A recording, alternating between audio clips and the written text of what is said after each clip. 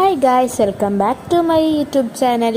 അപ്പോൾ ഞാൻ ഇന്ന് പറയാൻ പോകുന്നത് കേരളത്തിലെ തളിപ്പറമ്പിലുള്ള രാജരാജേശ്വര ക്ഷേത്രം ദക്ഷിണേന്ത്യയിലെ ഏറ്റവും പുരാതനവും ശക്തിയേറിയതുമായ ശിവക്ഷേത്രങ്ങളിലൊന്നാണ്. പരമശിവൻ പാർവതി ദേവിക്ക് നൽകിയ 3 ശിവലിംഗങ്ങളെക്കുറിച്ചാണ് ഐതിഹ്യത്തിലാണ് ഈ ക്ഷേത്രത്തിൻ്റെ ചരിത്രം വേണുരക്കുന്നത്.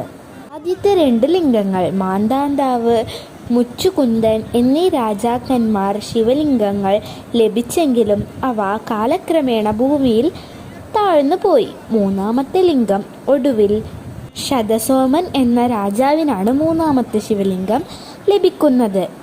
മൃതദേഹം ദഹിപ്പിക്കാത്ത ഒരിടത്ത് വേണം ഇത് പ്രതിഷ്ഠിക്കാൻ എന്നായിരുന്നു നിബന്ധന. ലക്ഷ്മി ലിംഗം എന്ന സ്ഥലം അദ്ദേഹം ഇതിനായി കണ്ടെത്തി പ്രതിഷ്ഠിച്ചു. ഇതാണ് ഇന്നത്തെ രാജരാജേശ്വര പ്രതിഷ്ഠ. ഈ ക്ഷേത്രത്തിലെ പ്രതിഷ്ഠയെ ചക്രവർത്തിയായിട്ടാണ് കണക്കാക്കുന്നത്. അതിനാൽ ഇവിടെ കൊടിമരമില്ല, ഉത്സവങ്ങളുമില്ല.